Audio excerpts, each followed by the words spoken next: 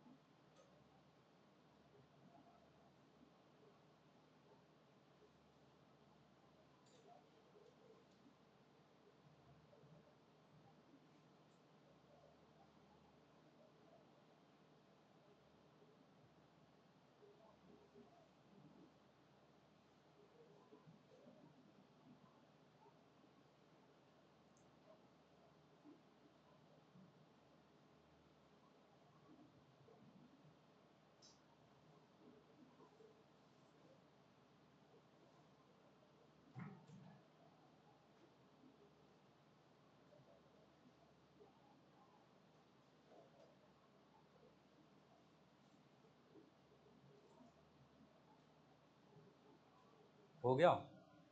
लिखो पहला question. If kinetic energy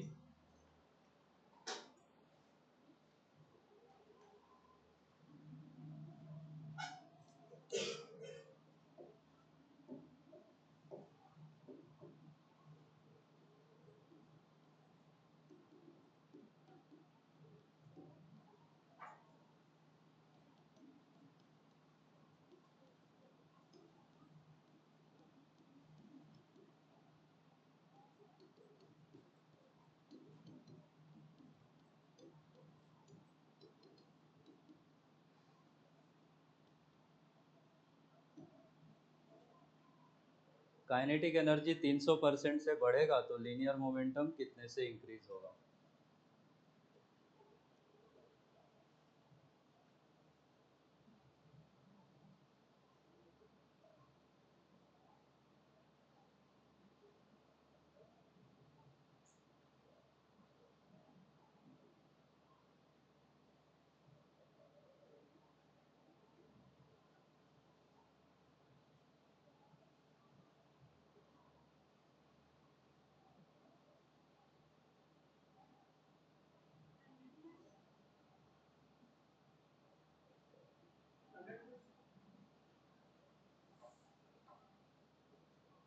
hundred percent आना चाहिए।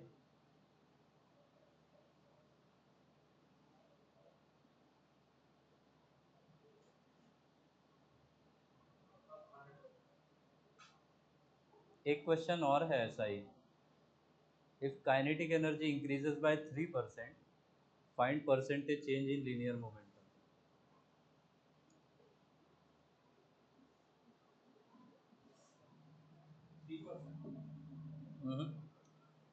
3% से तो के ही बढ़ रहा है, पूछा है लीनियर मोमेंटम कितने परसेंट से बढ़ेगा।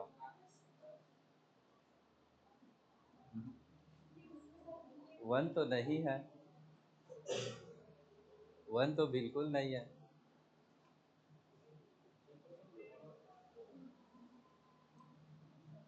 देखो इसको करने के स्टेप्स फिक्स्ड है। ये 300% क्या हमें इंक्रीज दिया है, तो हम लिखेंगे डेल्टा के ई। पहले इनिशियल वैल्यू एज्यूम कर लो जो भी दिया है।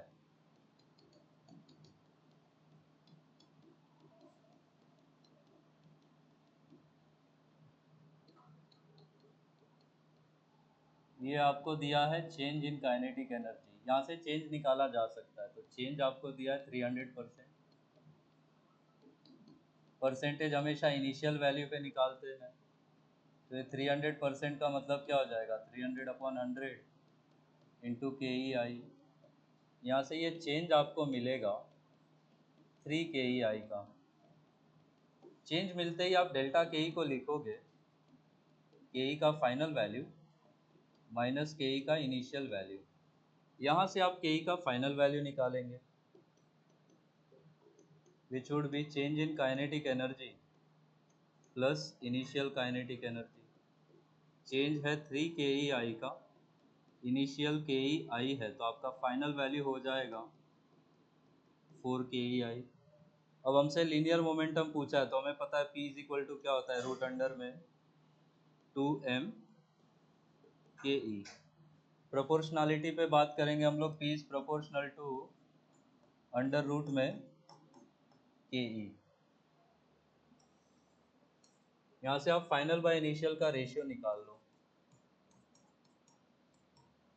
ये हो जाएगा रूट अंडर में के ई का फाइनल वैल्यू अपॉन के ई का इनिशियल वैल्यू। फाइनल है 4 के ई आई, इनिशियल है के ई आई। ये करते ही आपको मिल जाएगा यहाँ से 2। कहने का मतलब P F is equal to 2 P I. अब आपसे परसेंटेज चेंज पूछा है, तो ये हो जाएगा P का फाइनल वैल्यू माइनस P का इनिशियल वैल्यू अपॉन P का initial value into 100। Final value 2 P आई है, इनिशियल पी आई है, नीचे भी पी आई है, इंटू 100। ये वैल्यू आ जाएगी 1/1 इंटू 100 विच गिव्स 100%। बहुत ज़्यादा हो गया वो।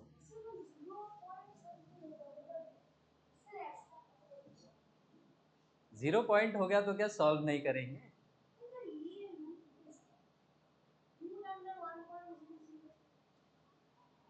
बेसिक मैथ्स में बाइनोमियल अप्रोक्सीमेशन पढ़ते हो, उसको यूज करो वहाँ पे। 1 + x to the power n can be approximated as 1 + nx, उसको यूज करो, आंसर मिल जाएगा। उसके बिना फंसे रहोगे, बस यही एक स्टेप एक्स्ट्रा है उसमें।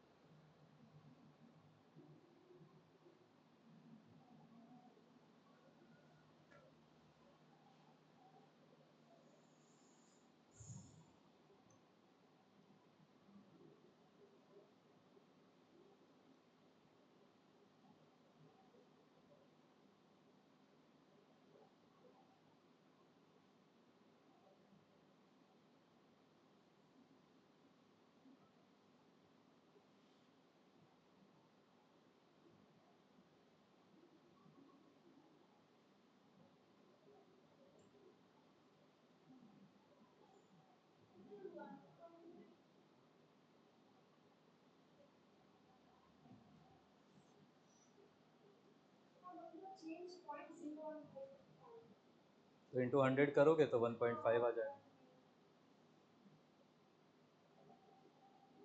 नेक्स्ट क्वेश्चन ये था,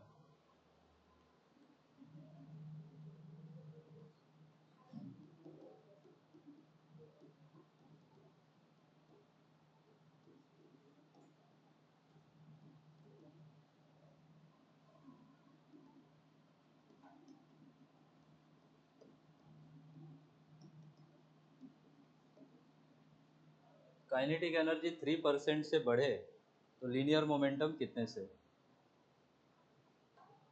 अब अगर आप इनिशियल को सिर्फ के ई आई ले लोगे तो आपको जो चेंज मिलेगा वो 0 पॉइंट डेसिमल्स में आएगा। उससे बचने के लिए आप जब भी वैल्यू परसेंटेज चेंज का छोटा दिया जाए आप 100 के ई आई लेके आगे बढ़ जाओ, कैलकुलेशन थोड़ी सी इजी हो जाएगी। बाकी स्टेप सेम है, आप इनिशियल को के ई आई की जगह पे बस 100 के ई आई मान लोगे, बाकी सब कुछ सेम।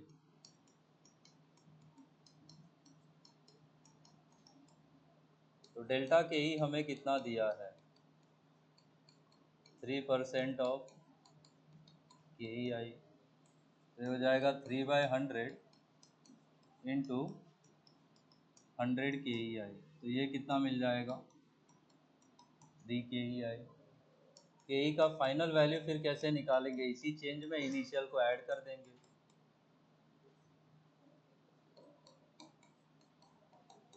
चेंज हमारे पास है 3 के ई आई का प्लस इनिशियल वैल्यू था 100 के ई आई, तो हमारे पास ये हो जाएगा 103 के ई आई। डायरेक्ट भी कर ही सकते थे, 3% इंक्रीज हो रहा है, इनिशियल 100 है तो फाइनल 103 आएगा। Again P is proportional to under root में के ई हो जाएगा, तो पी का फाइनल वैल्यू अपॉन पी का initial value will be root under में के ई का फाइनल वैल्यू अपॉन के ई का इनिशियल वैल्यू। तो फाइनल है 103, इनिशियल है 100।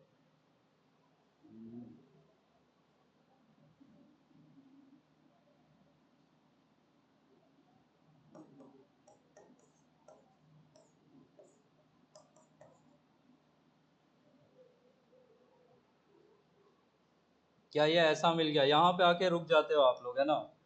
अब यहाँ पे आपको बाइनोमियल यूज कर लेना है।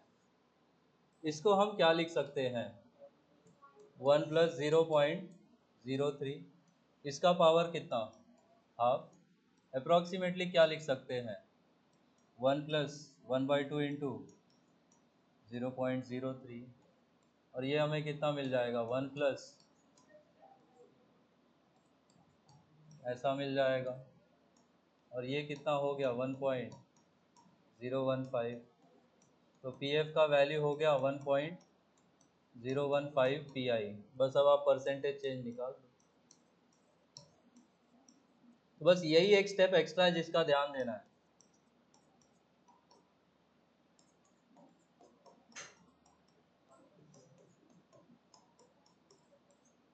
अब यहाँ पे वैल्यूज रखेंगे, सॉल्व करेंगे तो कितना आ रहा है,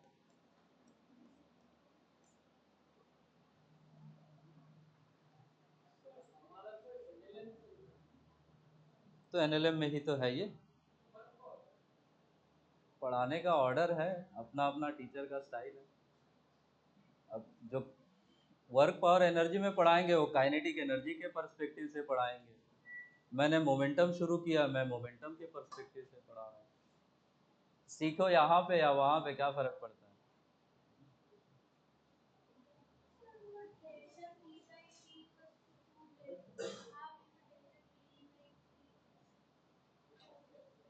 देखो उससे आता है क्या, मैंने तो हमेशा ऐसे ही सीखा है। उससे आ रहा है, और दूसरे वाले में उसमें नहीं आ रहा है, फिर मत करो। ऐसा मेथड चूज करें जो हर जगह ही काम कर जाए, वरना कितना कंडीशंस याद रखोगे आप लोग, बात वो भी तो है। एग्जाम में प्रेशर में रहोगे ऑलरेडी, एक तो फिजिक्स लास्ट में आओगे, है ना, बायोकेमिस्ट्री करके तो बैगेज लेकर भी तो आओगे फिजिक्स में। ऊपर से बड़ा बड़ा सवाल दिख गया तो हो गया, फिर हैप्पी बर्थडे, हो गया इतना।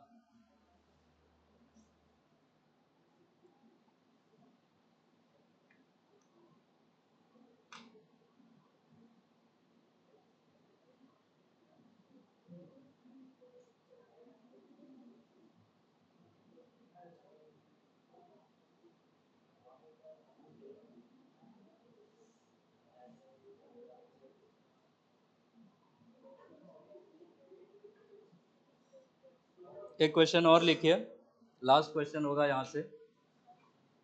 If linear momentum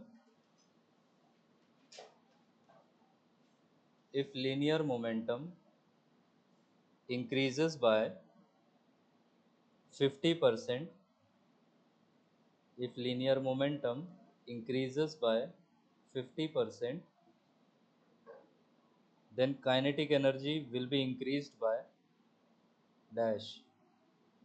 If linear momentum increases by 50%, then kinetic energy increases by dash.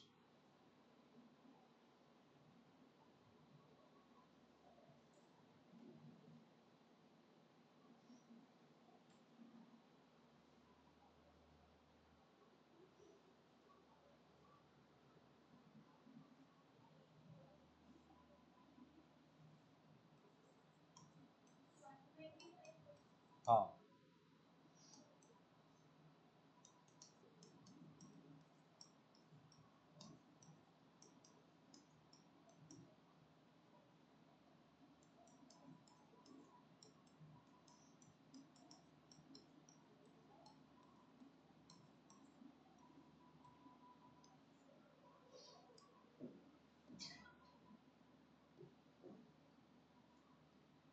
ये आंसर है, यही आना चाहिए।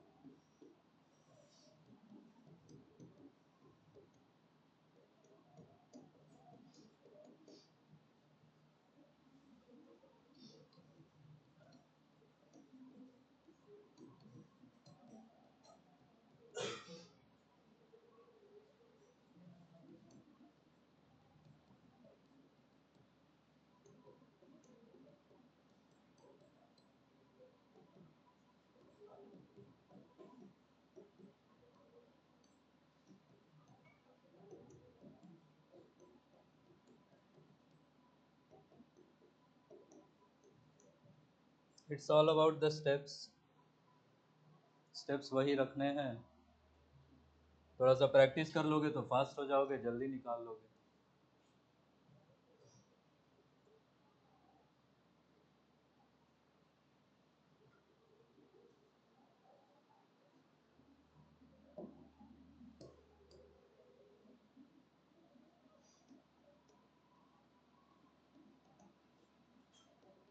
Find linear momentum of the system.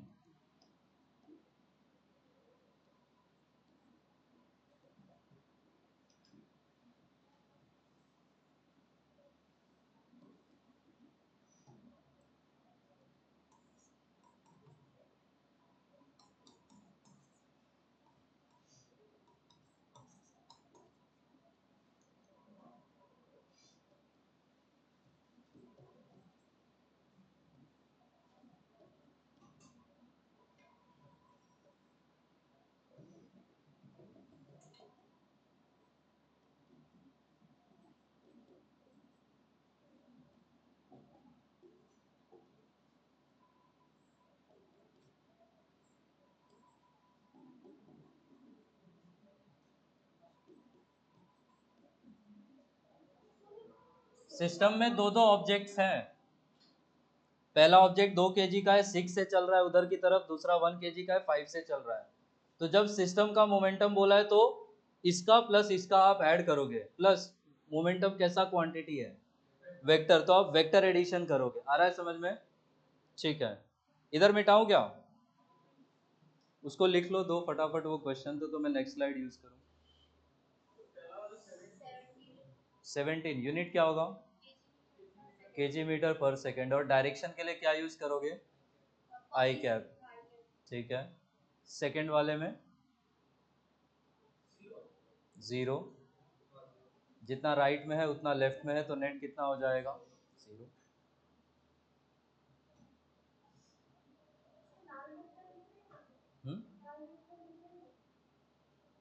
P vector is equal to zero लिख दोगे।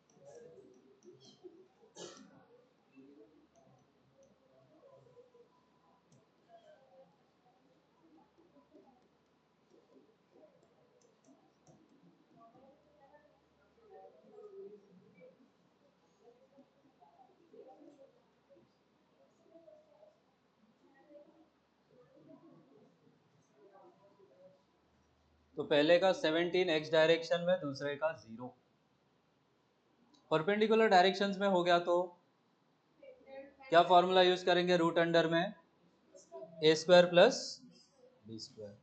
ठीक है।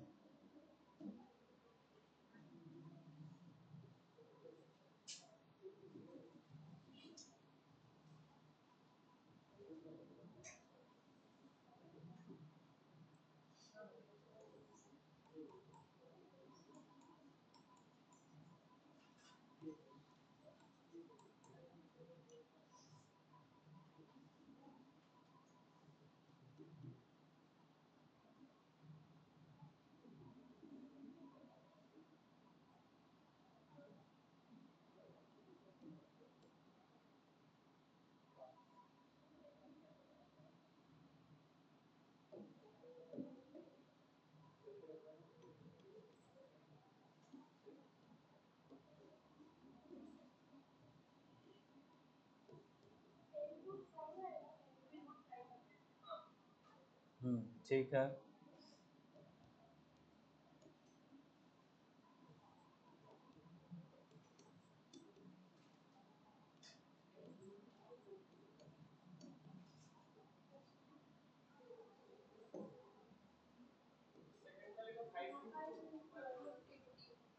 5√2 किस डायरेक्शन में है?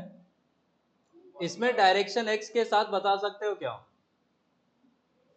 एंगल कितना बनेगा एक्स डायरेक्शन के साथ नेट मोमेंटम का? 45 क्यों बनेगा? इक्वल थोड़ी है। नीचे वाला 45 जाएगा बिकॉज इक्वल वेक्टर्स है, यहाँ पे तो 45 नहीं जाएगा। तो निकालो। कौन निकालेगा? मैं? पेशेंट बनना है तो मैं निकालूं, डॉक्टर बनना है तो आप निकालो, है ना? मैथमेटिक्स सिंपल है।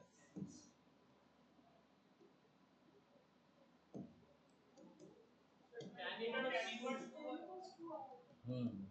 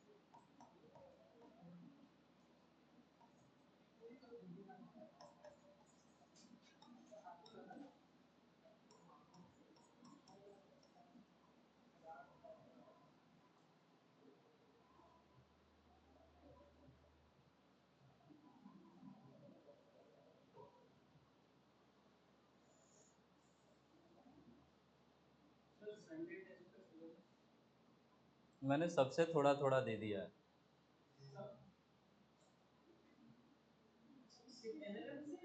नहीं नहीं, सबसे सबसे थोड़ा थोड़ा क्वेश्चन उठा के दिया है। 1D भी है, यूनिट्स मेजरमेंट्स भी है, एक दो सवाल इंस्ट्रूमेंट का भी है, बैलेंस्ड है। अरे यूनिट्स क्यों नहीं दूं? नहीं, वेक्टर्स का शायद एक सवाल है शायद।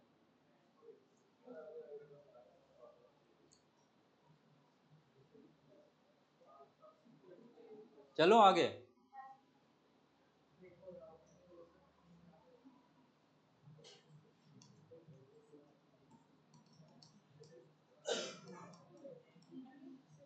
इस बार चेंज इन मोमेंटम निकालना है।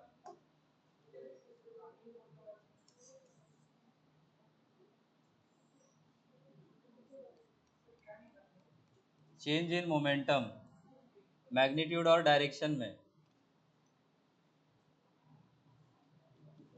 इस बॉल को आपने रिलीज किया, यहाँ पे v वेलोसिटी से आया, इलास्टिक कोलिजन करके v वेलोसिटी से चला भी गया।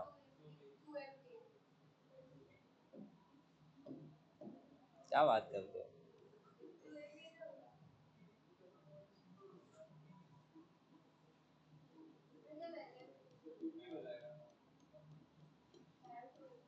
डायरेक्शन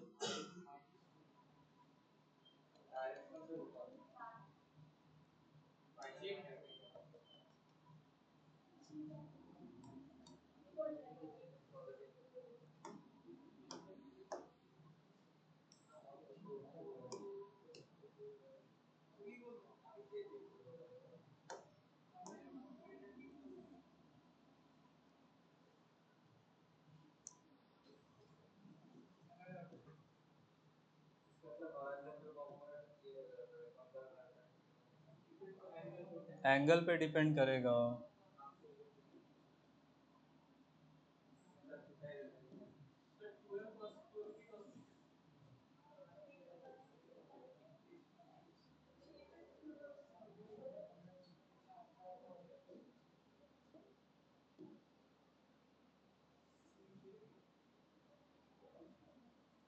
चेंज बताना है in magnitude and in direction.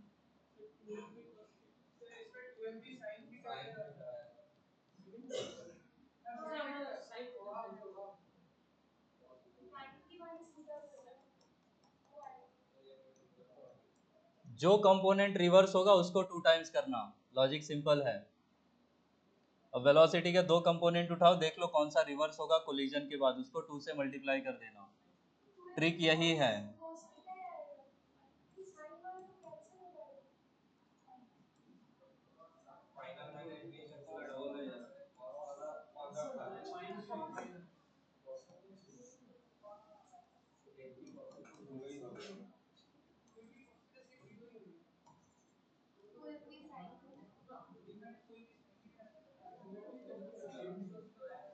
अरे बाप रे बाप, इतना मुश्किल है क्या?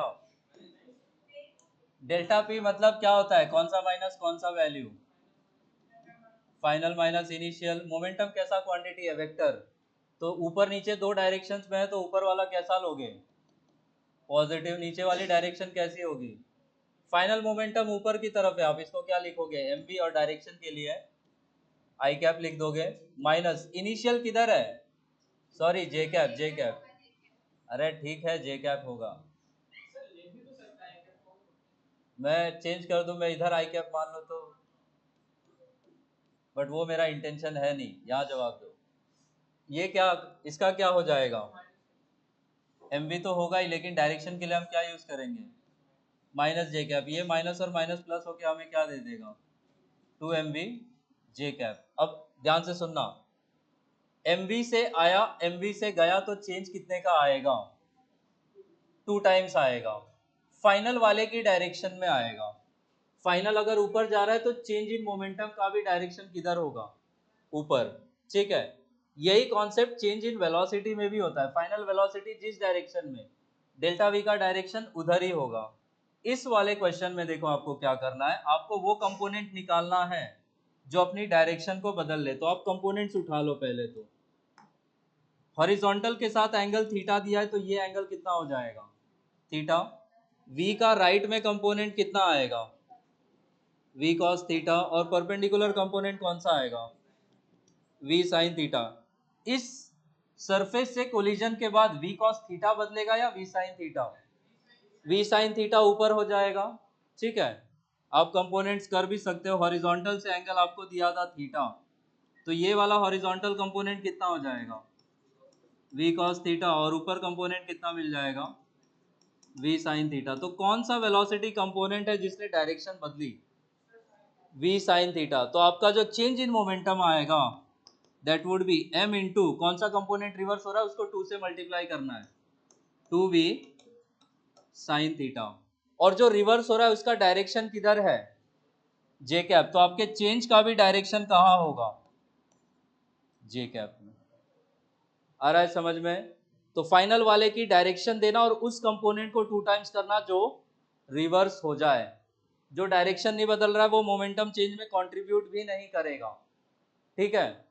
उसमें कौन सा कंपोनेंट रिवर्स होगा, वर्टिकल के साथ एंगल थीटा गिवन है, ये वर्टिकल के साथ एंगल थीटा होगा, नीचे कंपोनेंट कितना आएगा, v cos थीटा, और यहाँ पे क्या आ जाएगा, कौन रिवर्स होगा इस बार, cos वाला। तो डेल्टा p क्या लिख सकते हैं direct, m into 2v cos theta, और फाइनल वाले का डायरेक्शन किधर होगा, तो आप इसको लगा देंगे जे कैप, उतार लीजिए इतनी चीजें। आगे टाइम ऑफ कांटेक्ट देके फोर्स पूछा जाएगा, उसी के लिए पढ़ा रहा हूं।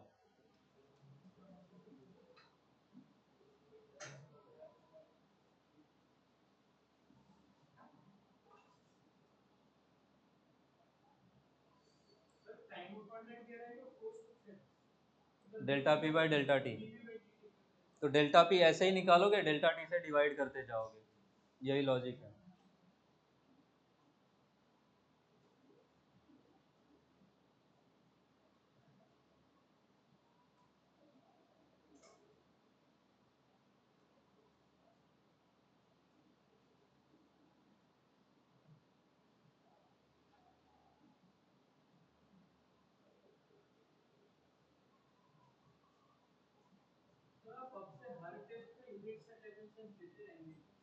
बीच बीच में ऐसा लेते रहूंगा टेस्ट जिसमें सब आए, वरना आप लोग पुराना पढ़ना ही तो छोड़ दोगे।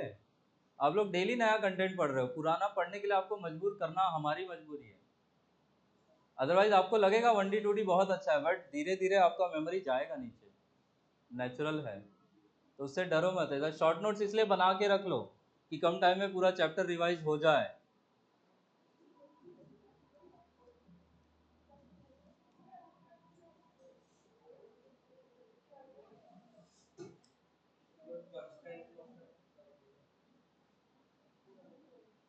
कंस्ट्रेंट अभी रुक जाओ, सेकेंड लॉ थोड़ा सा लिखवा दो, सेकेंड लॉ के क्वेश्चंस कुछ करवा दो, then we will move on to constraint motion.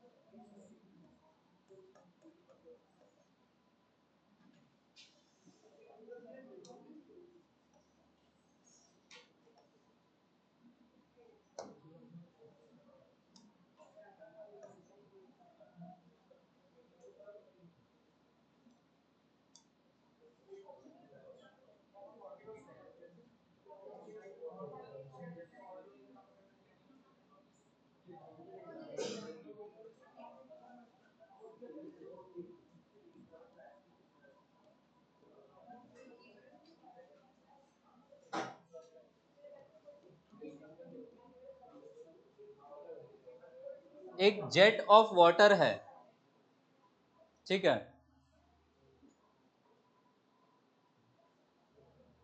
नहीं, इसको बाद में करो, इसको मत लिखो अभी। हाँ, इसीलिए अभी मत करो इसको। यहाँ तक लिख लिया।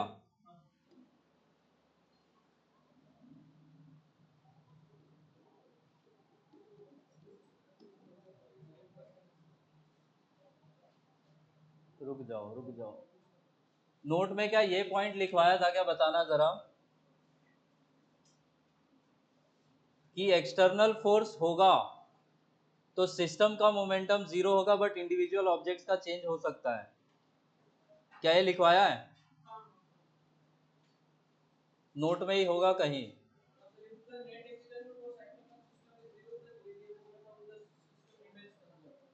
हाउएवर उसके बाद कुछ लिखवाया है,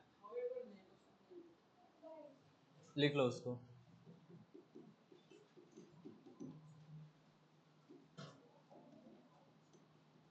कितनी कंजर्व्ड क्वांटिटीज थी?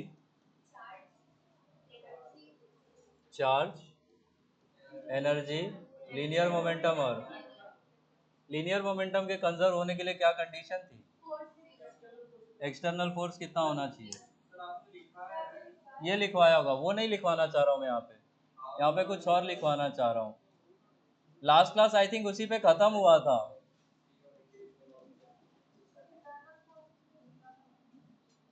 लिखवाया था, हाँ ठीक है, फिर हेडिंग लगाएं।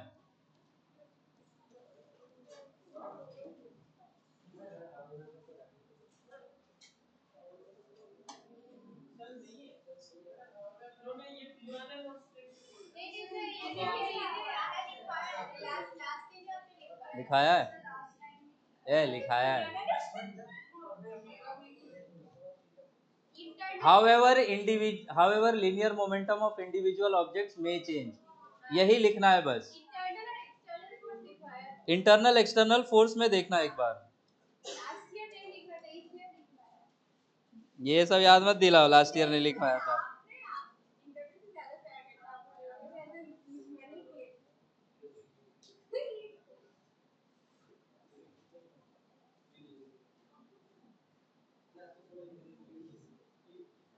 सेकंड लॉ ढूंढ के दो जरा, लिखो न्यूटन सेकंड लॉ, ब्रैकेट में law of momentum, law of linear momentum लिखना। However, linear momentum of individual objects may change। ये जो भी अभी बोला है उसका एग्जाम्पल एक्सप्लोजन है, ये बॉम्ब है, ये एक्सप्लोड होगा तो दो टुकड़ों में टूटेगा। अगर एक टुकड़ा राइट में जा रहा है तो दूसरे को कहाँ जाना पड़ेगा? लेफ्ट में। ये जो एक्सप्लोजन होगा it will be due to internal forces, internal forces की वजह से होगा, बाहर से कोई फोर्स नहीं आएगा, तो लीनियर मोमेंटम कैसा होना चाहिए? कंजर्व्ड। तो इसका मोमेंटम जितना राइट में होगा उसका इतना इसका उतना ही लेफ्ट में होना चाहिए। तो सिस्टम का लीनियर मोमेंटम कितना है? अभी भी जीरो, बट पहले इस पार्टिकल का मोमेंटम जीरो था बट अब नॉन जीरो हो गया, यही लिखवाना चाह रहा था मैं। ठीक है, तो न्यूटन सेकेंड लॉ, हाँ ये सुपर इलास्टिक कोलिजन है, इसमें एनर्जी हमेशा इंक्रीज ही होगी, बट वो कोलिजन में बात करेंगे सेंटर ऑफ मास में। ब्रैकेट में आपको लिखना था लॉ ऑफ लीनियर मोमेंटम और law of unbalanced forces. Law of linear momentum और लॉ ऑफ अनबैलेंस्ड फोर्सेस लिखे इसमें। इट स्टेट्स दैट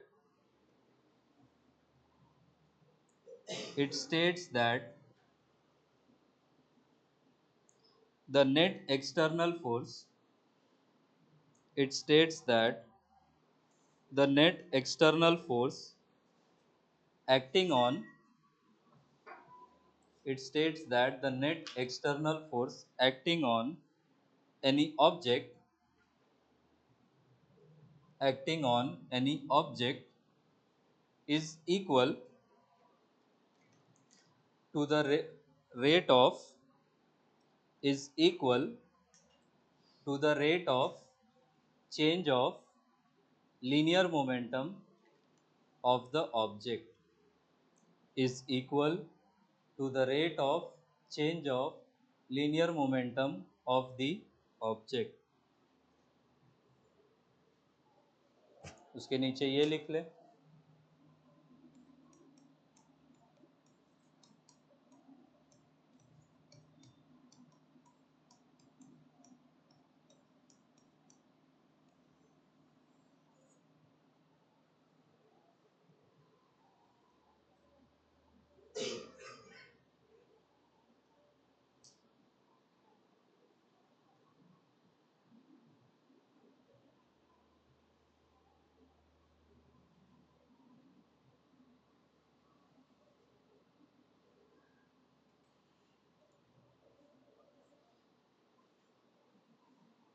इसके बाद लिखें it can also be stated as, it can also be stated as the net external force, it can also be stated as the net external force acting on any object, the net external force acting on any object equals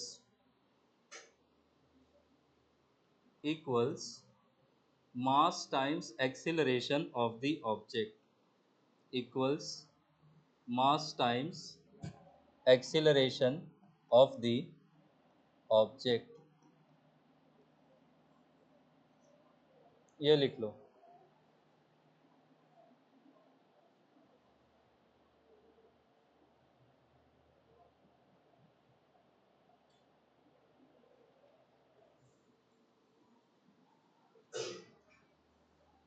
F is equal to m a लिख लिया, conditional statement है ये.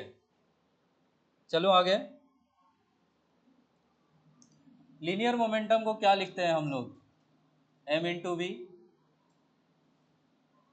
अगर y is equal to u into v था तो y dash को आप क्या लिखते थे चेन रूल से, u into v dash plus v into u dash. यहाँ पे मैं dp को क्या लिख सकता हूँ सेम लॉजिक से, m into dv plus dv by dt नहीं, अभी सिर्फ यही कर रहा हूँ मैं, प्लस v इंटू dm. अब इसको मैं डिवाइड कर दूं बाई dt से, तो dp बाई dt को मैं क्या लिख सकता हूँ, m into dv by dt plus v into dm by dt.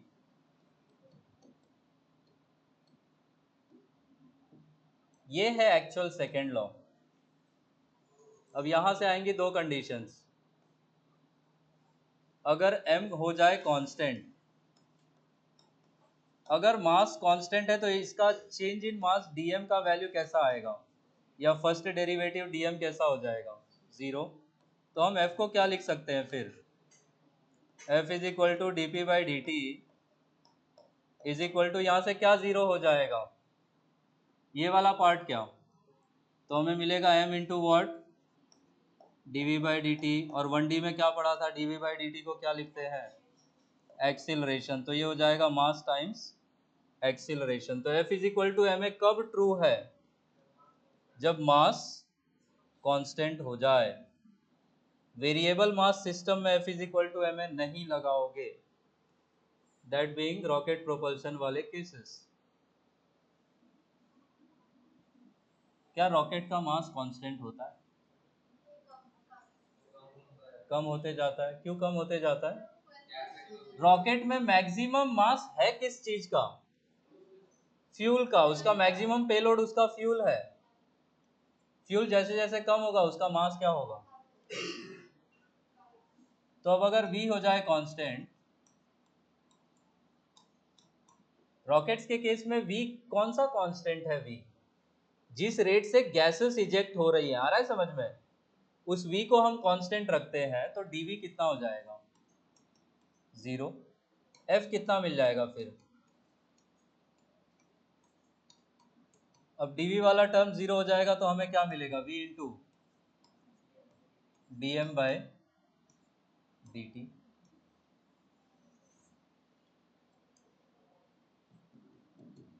यहाँ पे हम इस एफ को बोलते हैं थ्रस्ट फोर्स,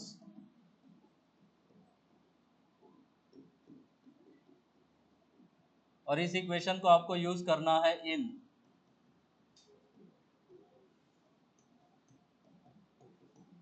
रॉकेट प्रोपल्शन वाले केसेस में।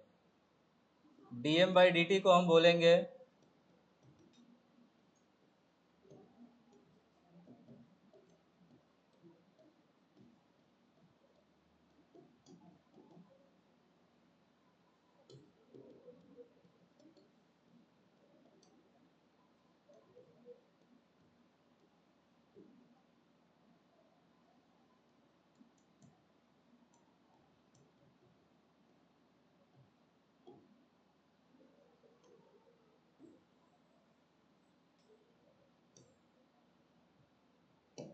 इसी को हम एक्सीलरेटिंग फोर्स भी बोलते हैं रॉकेट का।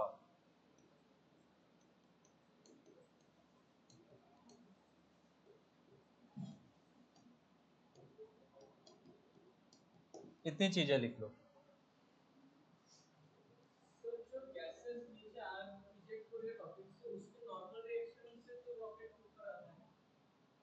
ग्राउंड पे जब एरोप्लेन उड़ता है तो कैसे उड़ता है, वो एयर को नीचे पुश करता है, एयर उसको ऊपर पुश करता है। बट स्पेस में अब एटमॉस्फेयर नहीं है तो कोई गैसेस नहीं, तो आप पुश किसको करेंगे, तो आप पुश करके आगे नहीं जा सकते हो। तो स्पेस में आगे आपको प्रोपल्शन करना है तो आपको कुछ पीछे छोड़ना पड़ेगा, ताकि आप पीछे कुछ छोड़ोगे तो आपको उतना ही मोमेंटम आगे मिलेगा। हाँ, बिल्कुल। सपोज यही सरफेस बहुत स्मूथ हो जाए, क्या इस पे चल पाओगे? नहीं। तो अब आपको आगे या पीछे मूव करना है तो आप क्या करोगे, कफिंग, स्नीजिंग, स्पिटिंग, ये सब कुछ करोगे ताकि कुछ बाहर निकले और आपको पीछे, ठीक है, तो रूम गंदा हो जाएगा पर आप रूम से निकल जाओगे, है ना। आगे लगता है। हम ग्राउंड को कहाँ पुश कर रहा है, मैं ग्राउंड को पीछे पुश कर रहा हूँ, ग्राउंड न्यूटन थर्ड लॉ से मेरे पैर को कहाँ पुश कर रहा है, आगे, उसकी वजह से मैं, हाँ वही फोर्स फ्रिक्शन है, उसी की वजह से आगे चल पाते हैं। स्मूथ सर, इसी पे पानी की भी गिर जाए तो मैं क्यों नहीं चल पाऊंगा, क्योंकि मुझे वो फ्रिक्शन नहीं मिल पाएगा, फ्रिक्शन कम हो जाएगा, और म्यू कम हो गया तो आप चल नहीं पाओगे। सेम आइस के ऊपर चलने में भी यही प्रॉब्लम है।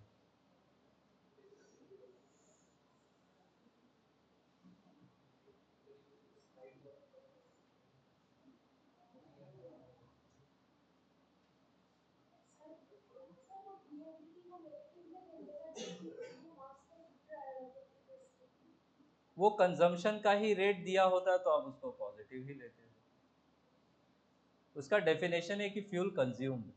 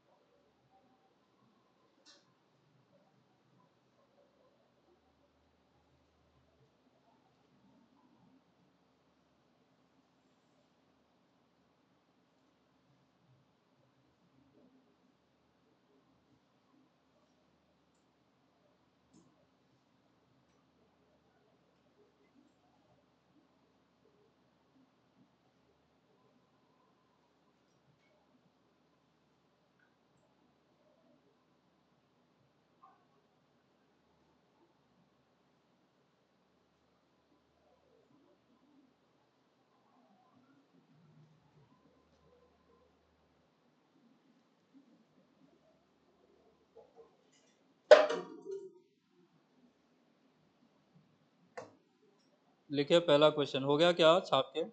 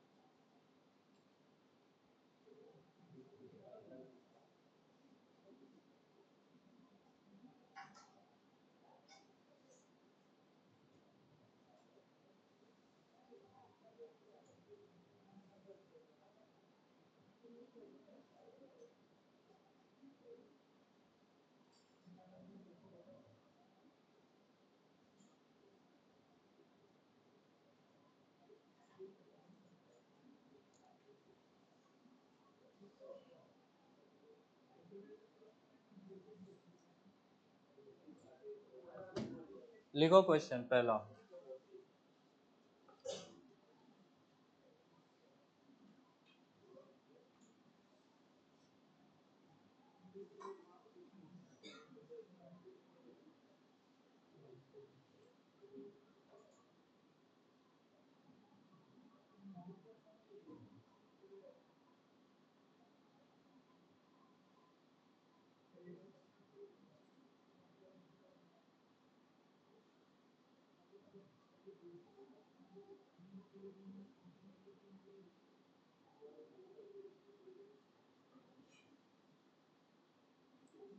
लिखिए।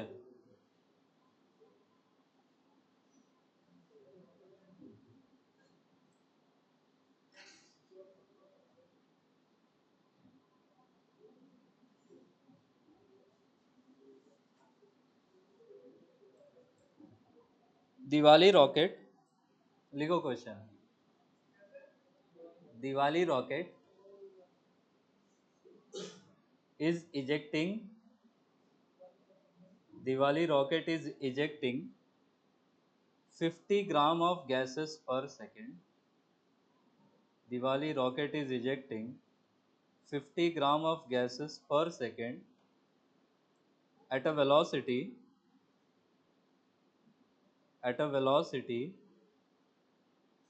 of 400 meters per second. Diwali rocket is ejecting 50 gram of gases per second at a velocity of 400 meters per second.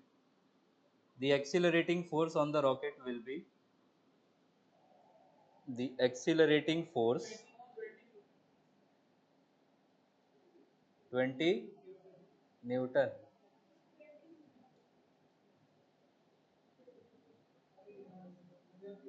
v है dm बाई dt है, मल्टीप्लाई कर दो। dm बाई dt ग्राम पर सेकंड में है, उसको केजी पर सेकंड में ले जाओगे।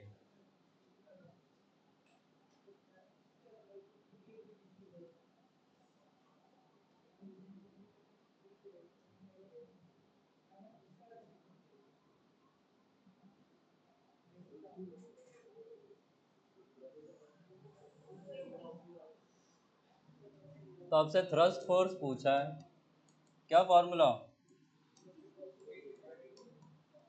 वेलोसिटी कितना था? 400, और ये कितना था? 50 ग्राम। तो ये -3 तो ऐसे ही कट जाएगा। आपके पास कितना हो जाएगा? आगे लिखना, in the above question, in the above question if mass of the rocket, in the above question, if mass of the rocket is 250 grams, in the above question, if mass of the rocket is 250 grams, find acceleration of the rocket. If mass of the rocket is 250 grams, find acceleration of the rocket.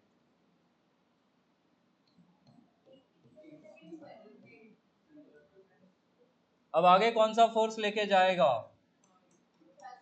Thrust force. नीचे क्या लगेगा? mg। ऊपर में क्या होगा? Acceleration. Thrust force का value कितना निकला? 20 न्यूटन। mg का वैल्यू कितना हो जाएगा? 250 ग्राम दिया है क्या? ये कितना हो गया? 2.5 न्यूटन। तो आपका यहाँ पे फॉर्मूला क्या हो जाएगा? F thrust minus m g is equal to m into a. Thrust force है 220, ये है 2.5 is equal to 0.25 into a. ये कितना हो जाएगा? 17.5 इंटू 4 इज इक्वल टू, कोई वैल्यू दे दो इसका।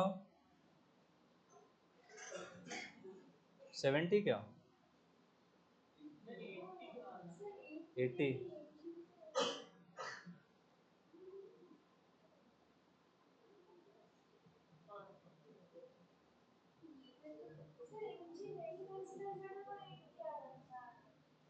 mg कंसिडर करना है, 70 होना चाहिए, 40 प्लस 30। mg नहीं लोगे तो आंसर ही गलत हो जाएगा।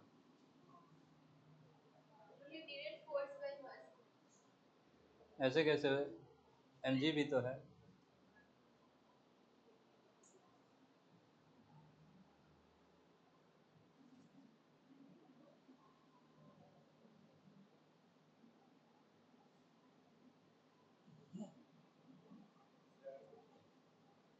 एक क्वेश्चन और लिखें।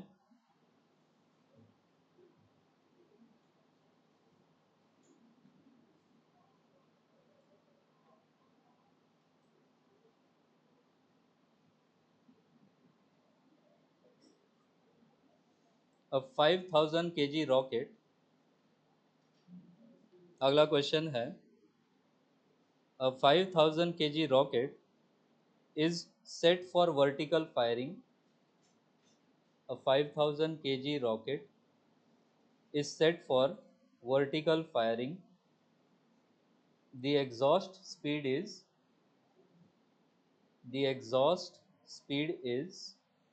800 meter per second. To give is 800 meter per second.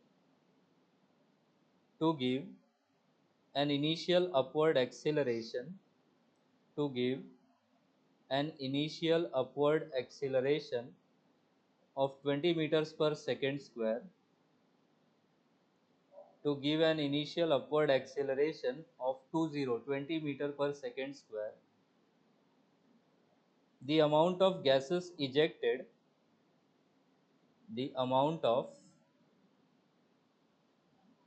gases ejected per second to supply the needed thrust will be.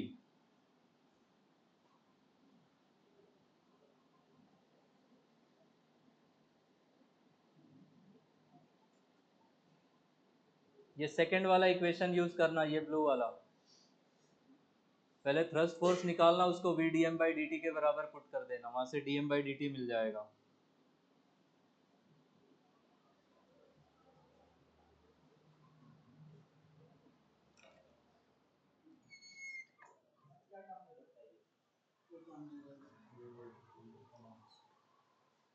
एक खराब पेज है कोई, खराब पेज जो आधा प्रिंट हुआ हो,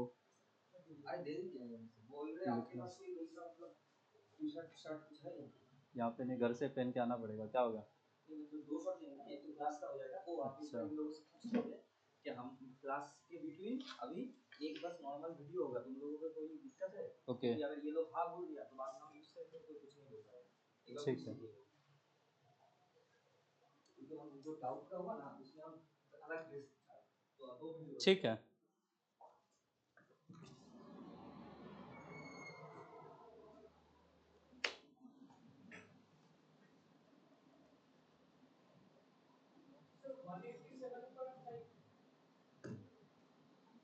ऑप्शन है ऐसा।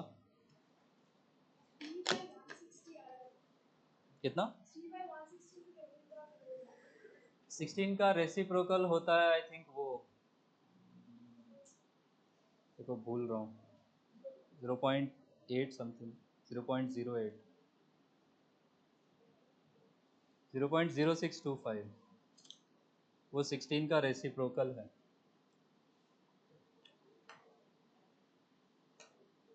20 तक रेसिप्रोकल्स याद कर लो, कैलकुलेशन थोड़ा फास्ट हो जाएगा आप लोगों का। चेक करो तब तक।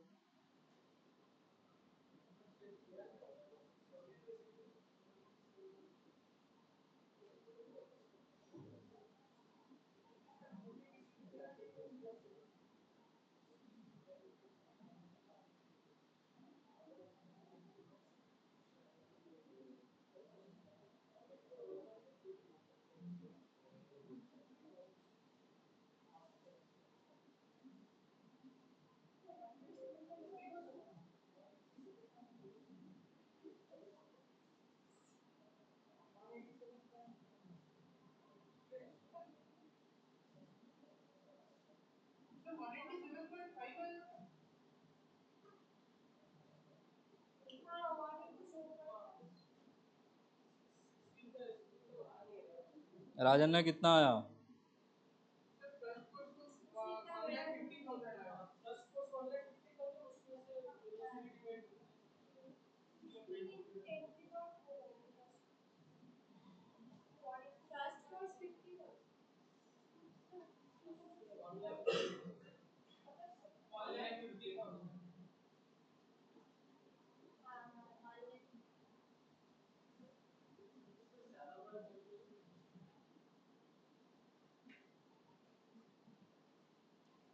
आंसर तो वही दिया है,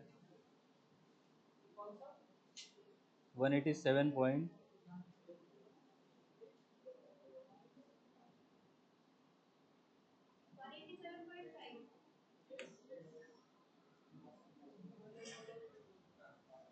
क्या क्या दिया था, क्या पूछा था ये बताओ। मास वास दिया था क्या?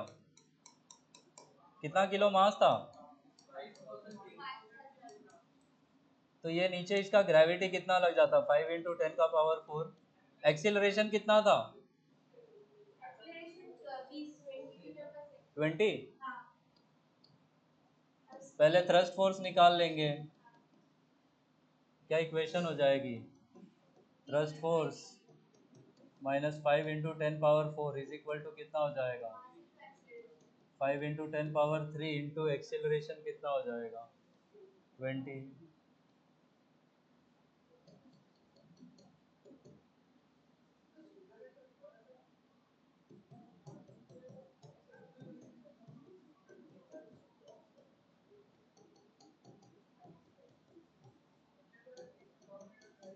इसी थ्रस्ट फोर्स को किसके बराबर रख देते? V into dm/dt।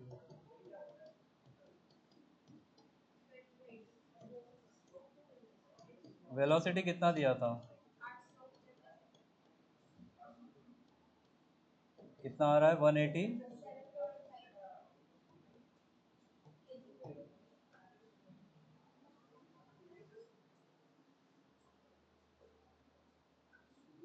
तो ऐसे होंगे रॉकेट वाले क्वेश्चंस, समझ जाओगे कहाँ थ्रस्ट फोर्स लिखना है, कहाँ क्या लिखना है, कैसे लिखना है।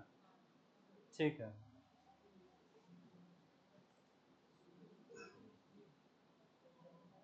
एक जेई मेंस का क्वेश्चन जरा करो, बहुत ही इजी है।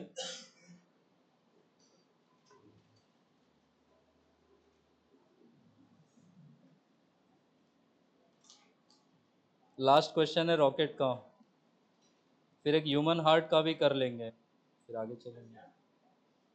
A rocket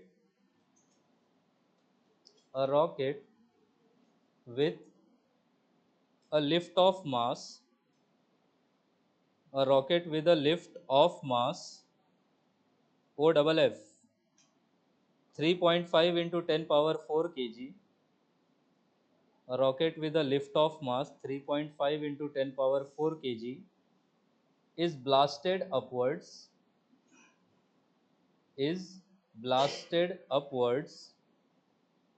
with an acceleration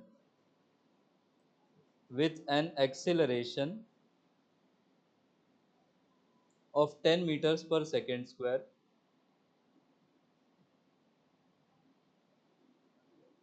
with an acceleration of 10 meters per second square. The initial thrust of the blast is question mark. The initial thrust of the blast is question mark. Options Newton में है तो क्या निकालोगे आप? Thrust force.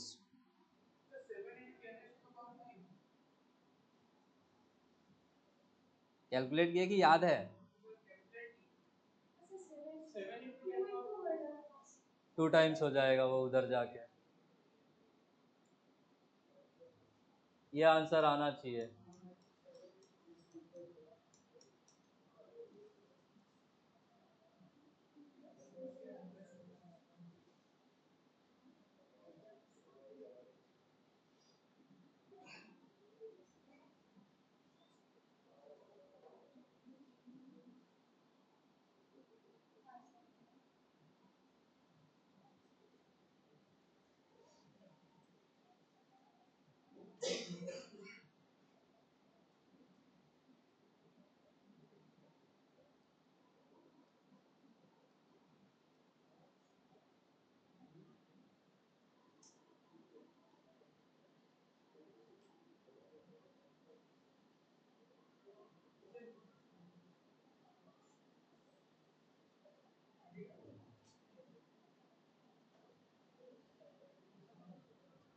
चलो आगे।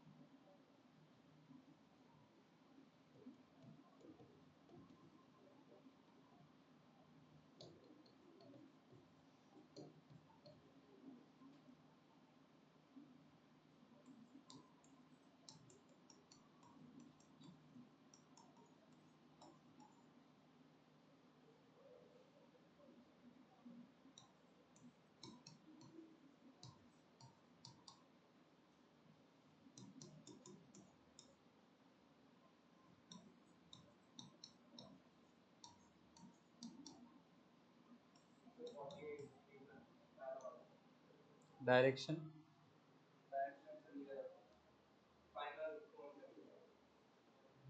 Ball का ball पे पूछ रहा हूँ। बॉल ने बॉल पे कितना फोर्स लगाया?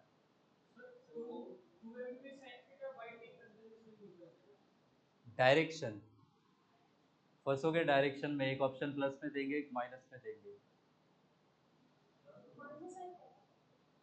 फर्स्ट वाले का माइनस आई कैप या सेकंड वाले का? वैल्यू नो डाउट बहुत इजीली निकाल लोगे। ये बॉल इधर की तरफ जा रहा है राइट, तो वो दीवार पे फोर्स भी उधर लगाएगा, तो वो ऊपर वाले का आंसर क्या होगा? प्लस आई कैप। नीचे वाले का क्या हो जाएगा? Minus i cap. दोनों एक दूसरे का नेगेटिव होंगे, दोनों एक दूसरे का नेगेटिव होंगे वैल्यू में, just because of its direction.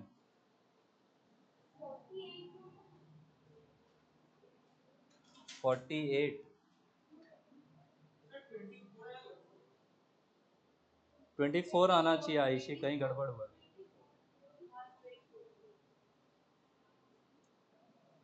Velocity component जो रिवर्स हो उसी को 2 टाइम्स ले लो।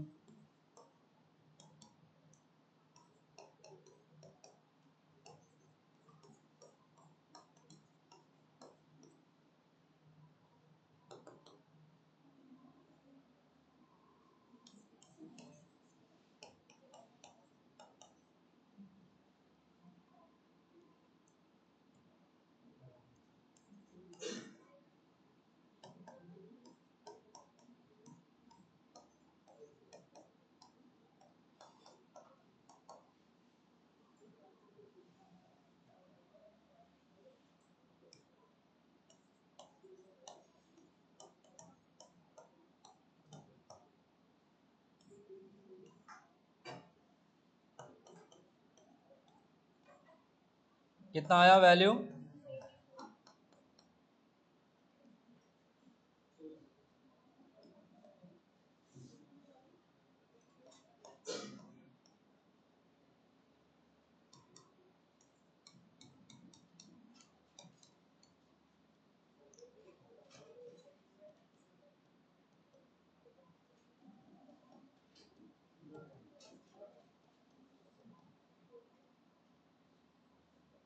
This is ball on the ball, this is ball on the ball.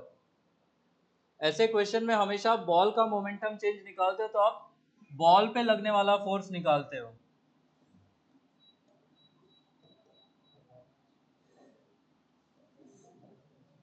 सुनो, कई बार क्वेश्चन में क्या करते हैं, वो ये पूछ लेते हैं बॉल वॉल पे कितना फोर्स लगाएगा, तो आप पहले बॉल का बॉल पे लगाया हुआ फोर्स निकालोगे, क्योंकि बॉल का मोमेंटम चेंज निकालने के लिए डेटा है, तो बॉल पे लगने वाला फोर्स निकाल पाएंगे। और बॉल पे लगने वाला फोर्स मिल गया तो बॉल पे उसका ऑपोजिट फोर्स लगा दोगे। डायरेक्शन गड़बड़ मत करना।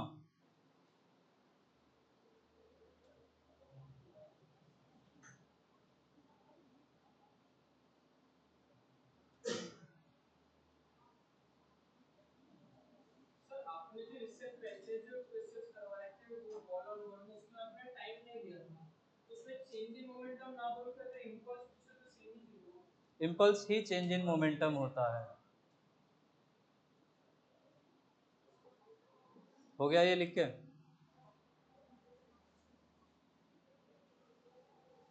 अब वो क्वेश्चन जो थोड़ी देर पहले लिख के मैंने मिटा दिया था, पानी का जेट वाला।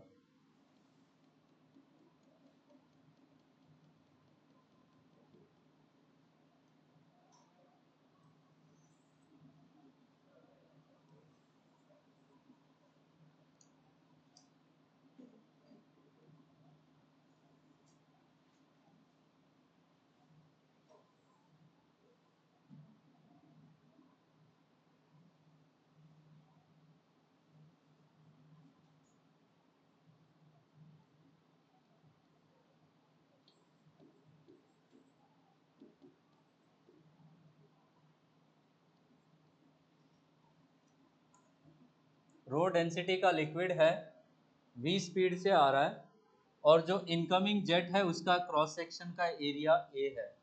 आपसे पूछा है व्हाट इज द फोर्स।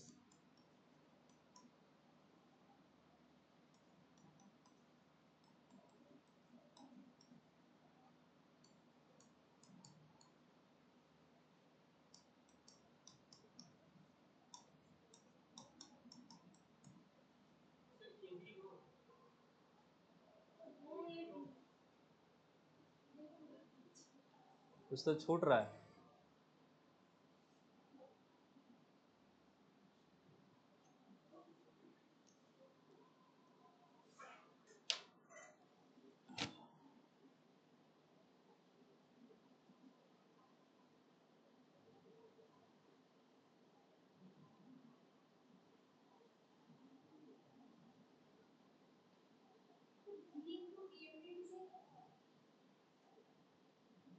होगा उसी से, छोटा सा एक देखने का तरीका बदल देते हैं।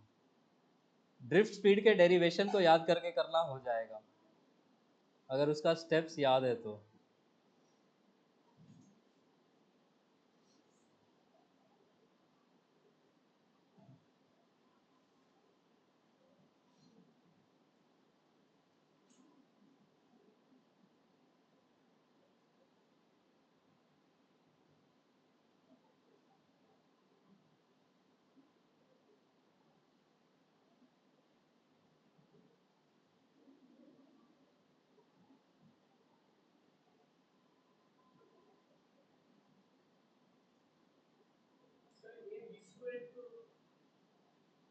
ए वी स्क्वायर इंटू 2 क्यू होगा।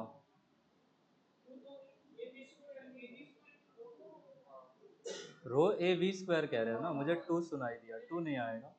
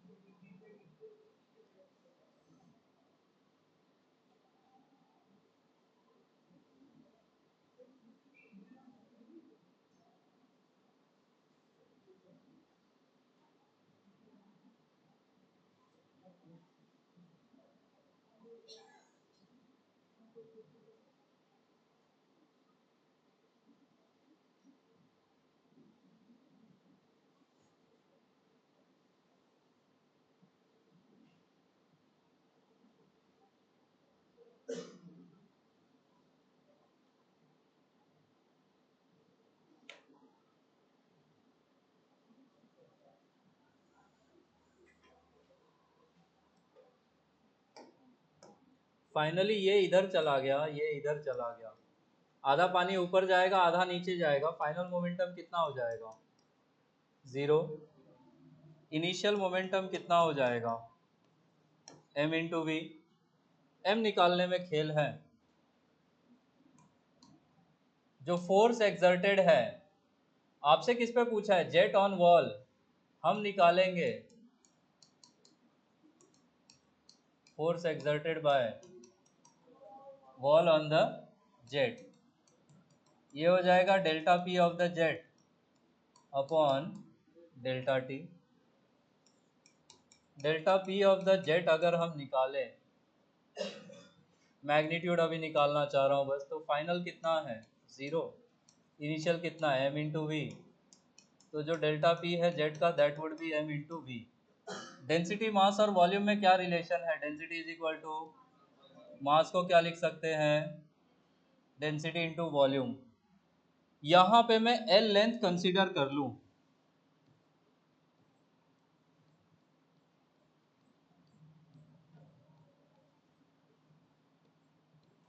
ये L लेंथ का ही एनालिसिस करूँ, तो इस L लेंथ में कितना मास है पानी का, उस L लेंथ का वॉल्यूम कितना है? A into L. तो मास की जगह पे हम क्या लिख लेंगे? रो इंटू ए इंटू एल, इंटू साथ में क्या लिखना है? वेलोसिटी। ये डेल्टा पी का वैल्यू है। फोर्स कितना हो जाएगा? क्या इसी को हमें डेल्टा टी से भी डिवाइड करना है? तो rho A L into V divided by T. अब ये पूरा पानी, ये जो रेड ब्लॉक है, ये कितने स्पीड से मूव कर रहा है आगे? v स्पीड से। इसको L लेंथ कवर करने में कितना टाइम लगेगा? Time is equal to distance कितना कवर करना है, किस स्पीड से जा रहे हो, L बाय वी से सब्सटीट्यूट कर दो बस।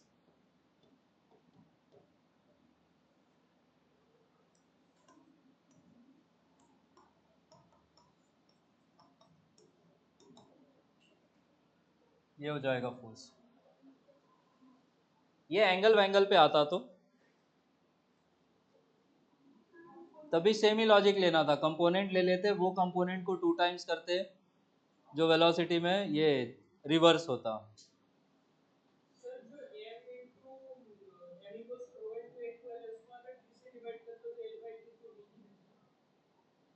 L बाई टी को भी v ले सकते थे, वैसे भी कर सकते थे, वो चॉइस है जैसे समझ में आए। अब क्योंकि t is equal to L by v हम ड्रिफ्ट वेलोसिटी में भी रखते हैं, तो मैं वही मेथड यूज कर रहा हूँ कि वहाँ पे भी समझाने में आपको समझ में आए।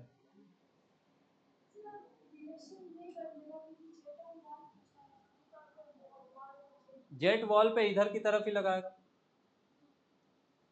वॉल जेट पे उधर की तरफ लगाएगा।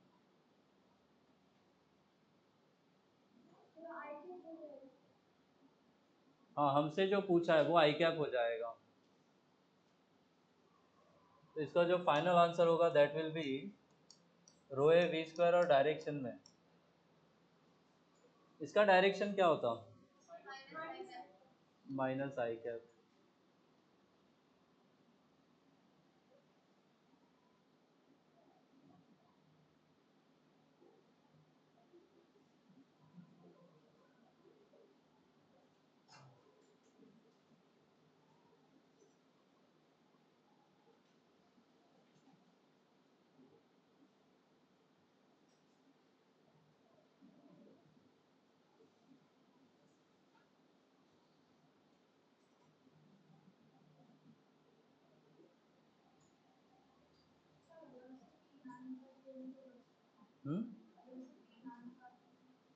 उससे कैसे?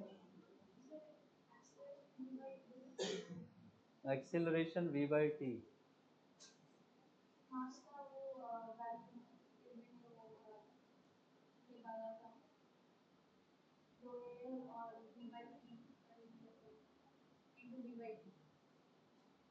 से भी कर सकते हो, इतना अलग अलग तरीका क्यों ढूंढना है एक ही सवाल में? कर सकते हो, no doubt.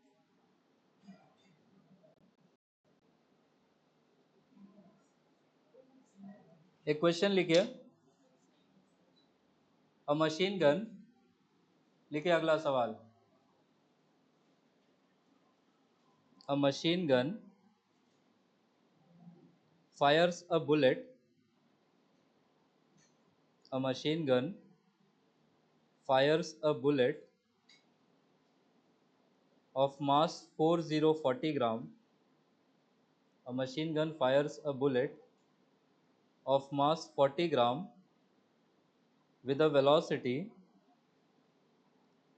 with a velocity 1200 meter per second with a velocity 1200 meter per second. The man holding it the man holding it can exert the man holding it can exert a maximum force. The man holding it can exert a maximum force of 144 Newton, a maximum force of 144 Newton on the gun on the gun. How many bullets can he fire per minute at the most? How many bullets can he fire per minute at the most? 180.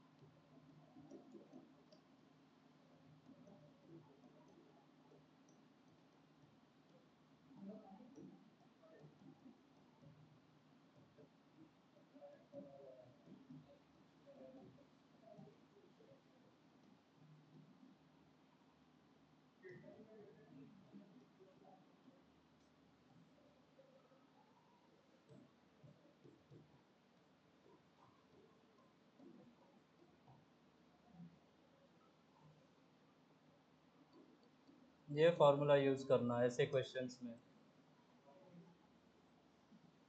पहले पर second में number of bullets fired निकाल लो और फिर उसको पर minute में निकाल दो।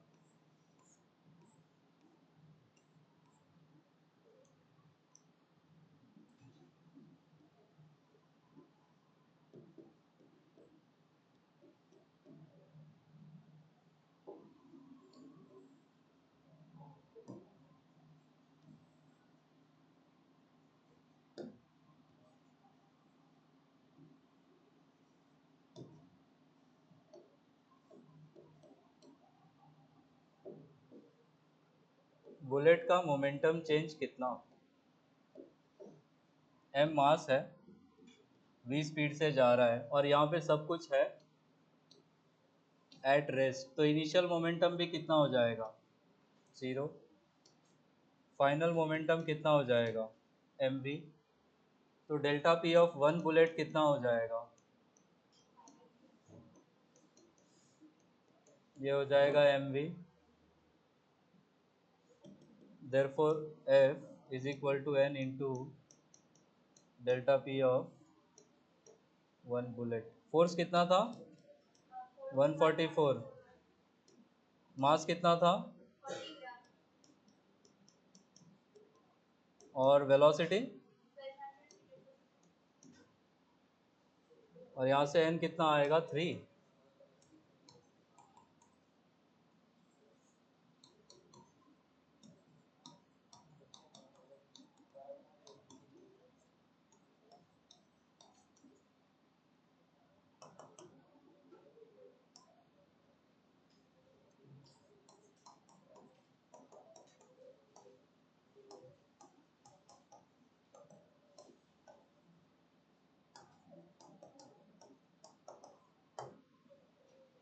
आप बुलेट्स पर सेकंड निकालोगे, उसको 60 से मल्टीप्लाई करके पर मिनट आंसर कर देंगे।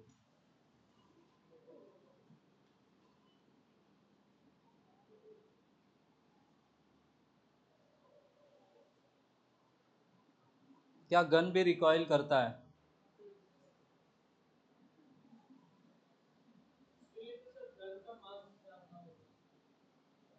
अच्छा, एक टर्म यूज होता है, मजल velocity of the bullet, what does that mean? Gun के रिस्पेक्ट में जो वेलोसिटी है उसी को बोलेंगे मजल वेलोसिटी।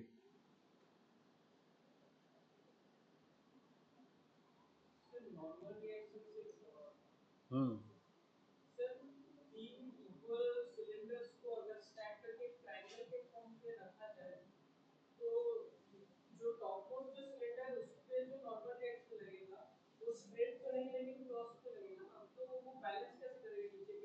इन दोनों का ऊपर कंपोनेंट ले लो, वो एमजी को बैलेंस करेगा। वो डिपेंड करेगा जियोमेट्री कैसा है, अगर तीनों आइडेंटिकल है तब तो इक्विलेटरल ही बनेगा।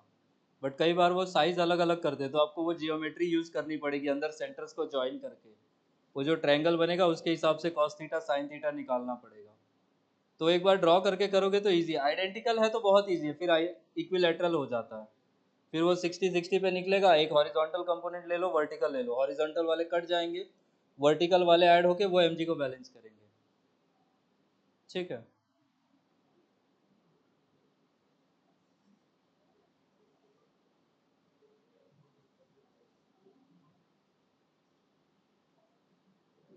एक नोट में एक पॉइंट लिखो, आगे के क्वेश्चंस में चाहिए हम लोग को।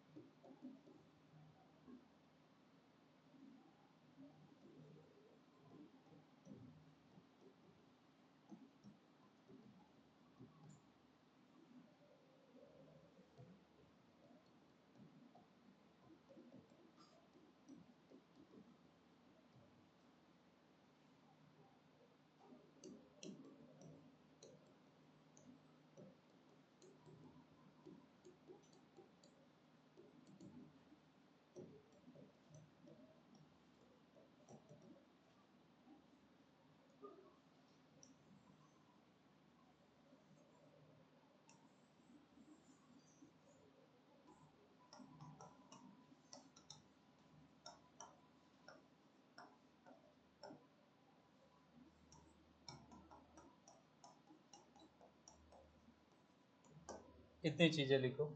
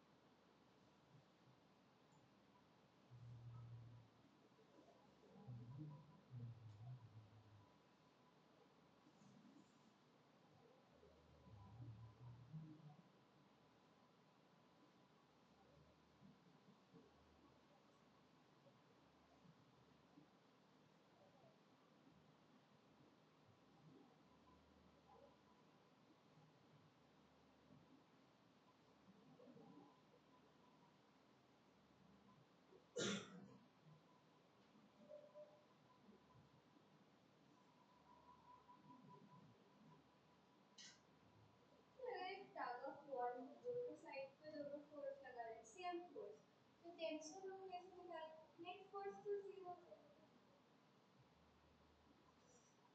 कहाँ पे टेंशन निकालना है, वहां पे रस्सी को काटो। एक्सेलरेशन जीरो कर दो तो रोको, कहीं से भी काट लो मासलेस मान के, वहां से काटोगी तो आपको इस साइड वाले पार्ट में उधर टेंशन दिखेगा, उस साइड वाले में इधर दिखेगा। अब आपने उस साइड वाला टुकड़ा मान लो पकड़ लिया, तो उस साइड में बच्चे 100 न्यूटन से खींच रहे हैं, तो इसका भी तो एक्सेलरेशन जीरो होना चाहिए कटे हुए टुकड़े का। तो इसमें इधर जो टेंशन लग रहा है वो उधर के 100 को बैलेंस करना चाहिए, तो 100 न्यूटन आ जाएगा। तो जो फोर्स खींचोगे उतना ही टेंशन आएगा। लिख लिया ये?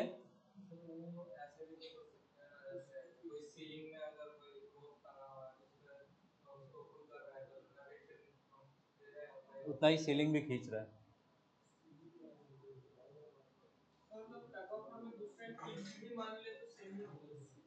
क्या बात एक ही है।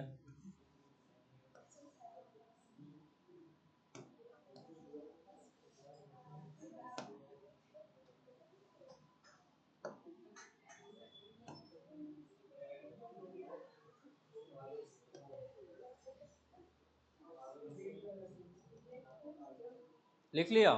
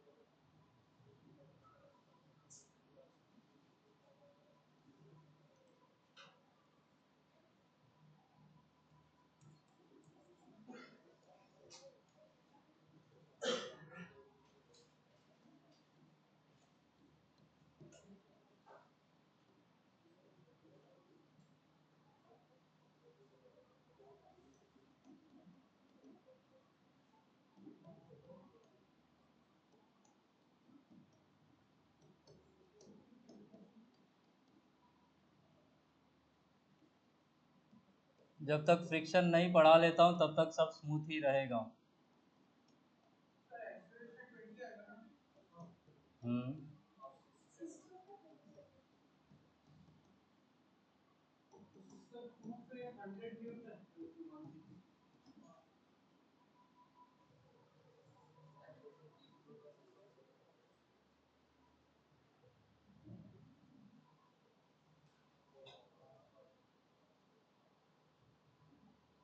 तीनों ब्लॉक्स रस्सियों से बंधे तो तीनों सेम एक्सेलरेशन से मूव करेंगे। 2 kg पे 120, 5 kg पे कितना? 5 kg वाली रोप में मतलब? ठीक है। और इस वाले में हो जाएगा कुछ गड़बड़ हो रहा है।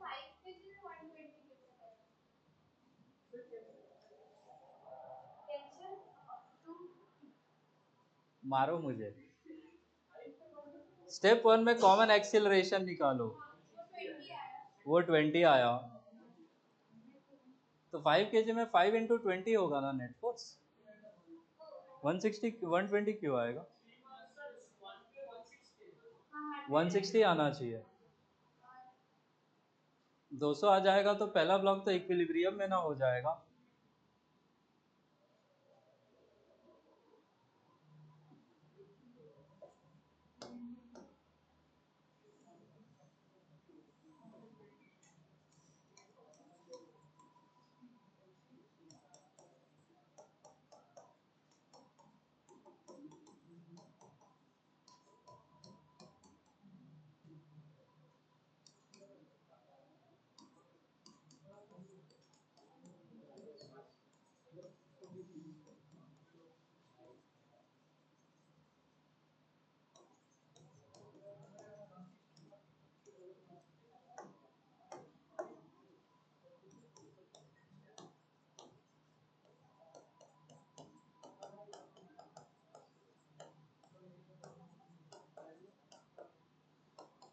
नेट फोर्स है 200, टोटल मास कितना है 10, ये हो जाएगा 20 मीटर्स पर सेकेंड स्क्वायर। हर ब्लॉक को 20 दे दो, सॉल्व कर लो, इजी है।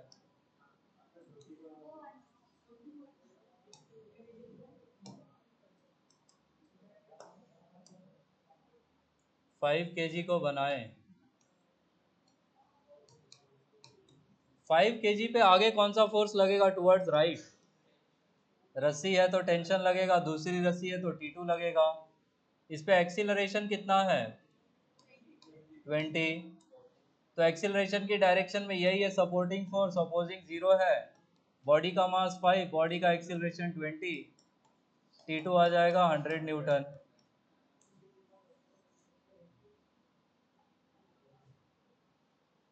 आप 3 kg को ले लो, उसके बाद 3 और 5 को भी सिस्टम मानोगे तब भी आंसर आएगा, बट आप 3 kg को ले लो। 3 kg को लिया तो आगे लगेगा T1, पीछे में लगेगा T2 जिसका वैल्यू हमने निकाला है 100, और एक्सीलरेशन है इसके पास 20। जरा ये बताओ, नोट में पॉइंट लिखा था, इसके लिए इक्वेशन क्या लिखूं? कौन सपोर्ट कर रहा है इसको? T1। कौन अपोज कर रहा है? T2 इज इक्वल टू मास 3 और एक्सेलरेशन 20। तो T1 माइनस ये कितना है 100 इज इक्वल टू 60। तो T1 का वैल्यू कितना हो जाएगा? देखो ओरल भी निकाल सकते थे, आप इन दोनों को सिस्टम मान लो। कॉमन एक्सेलरेशन निकालने के बाद सपोज ये नया सिस्टम है, अब ये T2 कैसा हो जाएगा? इंटरनल, ये अफेक्ट नहीं करेगा। अब जैसे ही आपने इन दोनों को मिला के सिस्टम माना, अब एक्सटर्नल फोर्स क्या हो गया? T1। टोटल मास कितना है सिस्टम में? 8 kg। कितने एक्सीलरेशन से चल रहा है? तो 8 इंटू 20 कितना आता? ठीक है, तो आप सिस्टम का डेफिनेशन बदल के डायरेक्ट भी कर सकते हो। वंस कॉमन एक्सीलरेशन निकाला, इस पे क्या एक ही फोर्स है इस डायरेक्शन में, ये सिस्टम मान लिया, तो ये T2 हो जाएगा एक्सटर्नल फोर्स, ये T2 का वैल्यू हो जाएगा इसका मास इंटू कॉमन एक्सीलरेशन। तो 5 इंटू 20 कितना आता? डायरेक्ट 100। आ रहा है समझ में? ठीक है,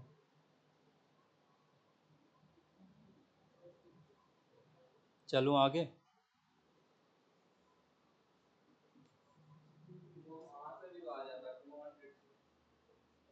हाँ, वहां से भी आ सकता था, बिल्कुल। आप दूर वाले ब्लॉक से शुरू करें, वहां से आंसर जल्दी आएंगे। सबसे दूर, जैसे फोर्स हमने किस पे लगाया? 2 kg पे, तो दूर वाला ब्लॉक हुआ ये। आप पीछे से शुरू करें, अगर 5 kg पे फोर्स लगाता तो ये दूर वाला होता, आप यहां से शुरू करते। ठीक है, 2 मिनट रुक जाओ, एक सवाल ढूंढो, तब तक एक लिफ्ट वाला कीजिए जरा।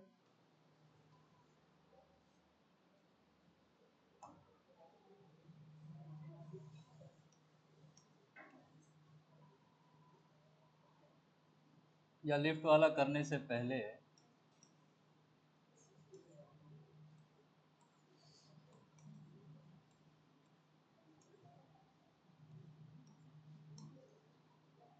This is 5 kg, this is 3 kg, this is 1 kg। कितना हो गया टोटल मास? 9 kg।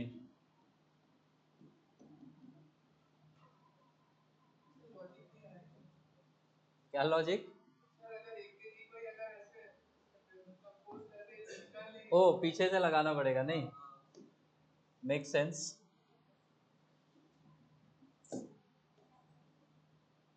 हाँ, वो तो अकेले ही चलने लगेगा, बिल्कुल ठीक बात है। अब ठीक है,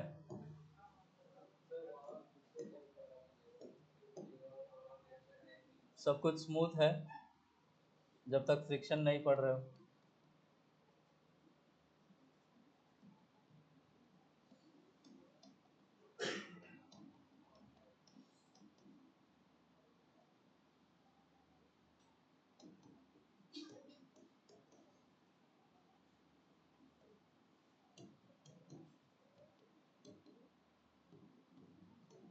फिर से पहले कॉमन एक्सीलरेशन निकालना, सबको दे देना। दूर वाले ब्लॉक से शुरू करोगे जल्दी आंसर आएंगे।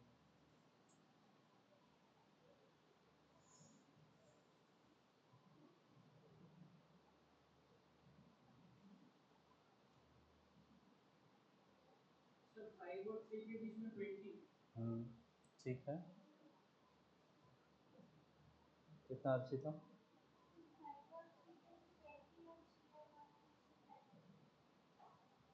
ठीक है। 32 कैसे कर रहे हो?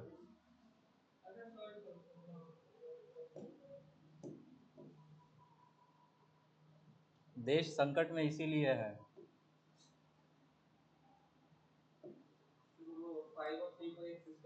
हाँ, जल्दी हो जाएगा उससे।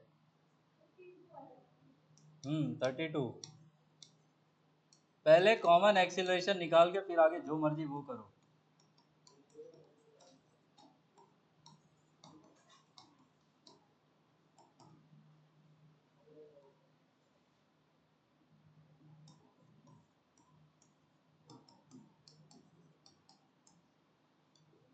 अब सिर्फ 5 kg को लोगे।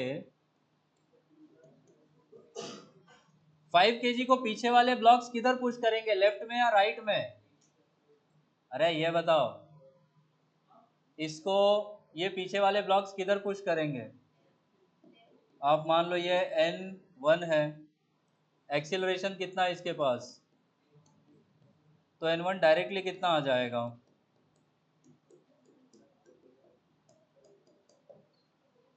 दूसरा 5 और 3 दोनों को सिस्टम मान लो, बहुत जल्दी निकल जाएगा। अब इन दोनों को कह दो सिस्टम है। अब इनके बीच का जो नॉर्मल है वो इंटरनल हो गया, पर यहाँ से जो नॉर्मल आएगा इसको कह दो N2।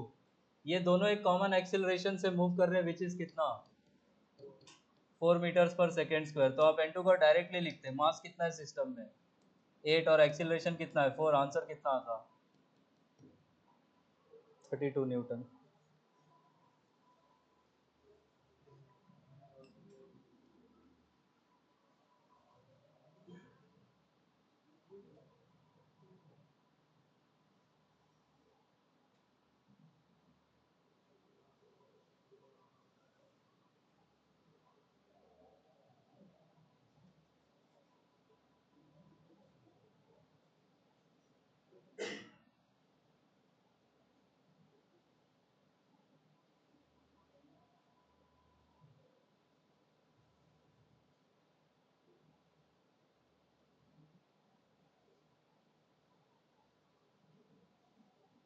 चले, एक क्वेश्चन और कर लो फिर ब्रेक ले लो आप लोग, है ना? आंखें उत्सुक हो गई है, कैसे बोले? टाइम तो हो गया है, clock is ticking, time is running out.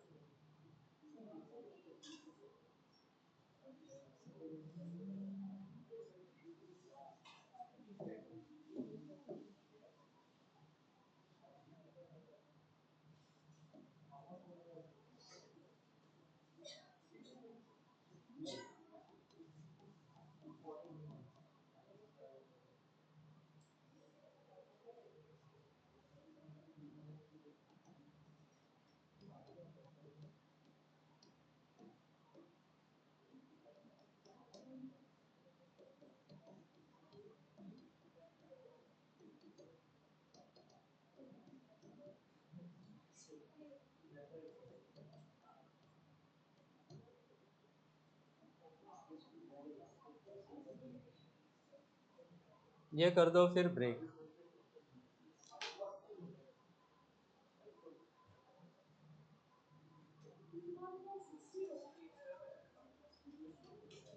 Acceleration कितना आया? 60। क्या बात कर रहे हो? mg नहीं माइनस करोगी? वर्टिकली ऊपर लेकर जा रहे हैं। आप तीनों को सिस्टम बना लो, but still gravity out external force ही होगा, वो धरती बाहर से लगा रही है।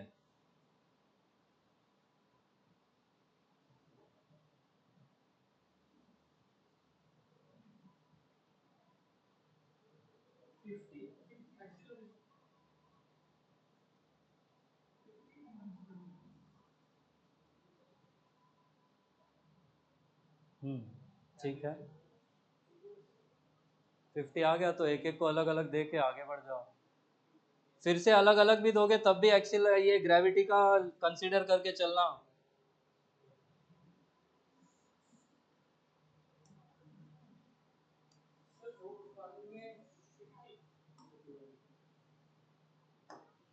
T और 60 60 50 और दो तीन ऑप्शन दे दो मेरे को। Make it 4।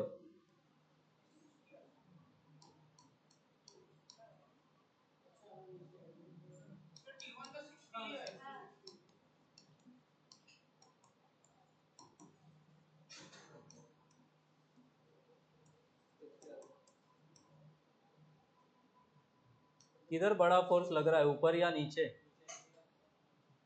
ऊपर बड़ा फोर्स है तो एक्सेलरेशन ऊपर आएगा।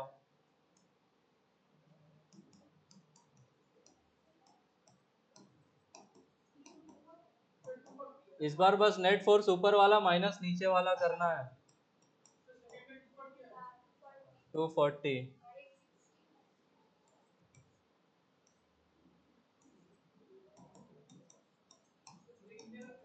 अरे बिल्कुल, क्यों नहीं, आपका हक है। आए हो इतना दूर से ब्रेक के लिए ही तो। सीख तो ऐसे कॉम्प्लीमेंट्री हो जा रहा है सीखना। जिंदगी में मेन उद्देश्य क्या है? ब्रेक मांगता है आपने को। लोग टी पार्टी मना रहे थे ब्रेक में, हम हिस्ट्री में पढ़ते हैं, बताओ। थक जाते हैं।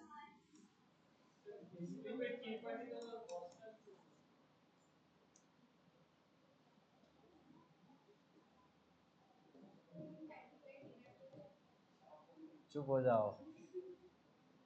लाइट कटेगी ना तो घर पे ही कैंडल लाइट हो जाएगा। फिर आप तो भी गए अभी उधर से ही आ रहा हूँ सुबह सुबह। हम जाएंगे जब हमारे husband बिल्कुल जाओ। देखो, जब तक अपने वाले के साथ जा रही हो तब तक किसी को दिक्कत नहीं है। प्रॉब्लम शुरू ही तब होगी जब दूसरे वाले को भी लेके निकलोगी फिर वो कि जाना तू भी चाहता चल है, 2 चुस्की मार के आ। फिर अगर वो जाना चाहता है तो मेरा दोस्त थोड़ी है वो हम लोग का दे रहा है। हाँ एकदम। फिर मेरा दोस्त नहीं है। अरे बस देवी जी बस। फिर हम किसी को चीज अरे नहीं बस, देंगे। थामा, ब्रेक ले लो राजन्या।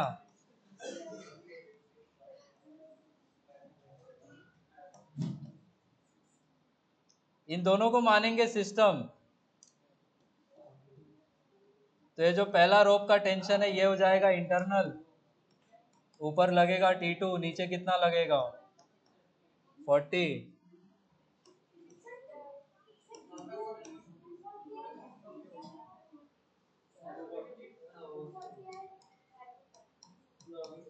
हम्म।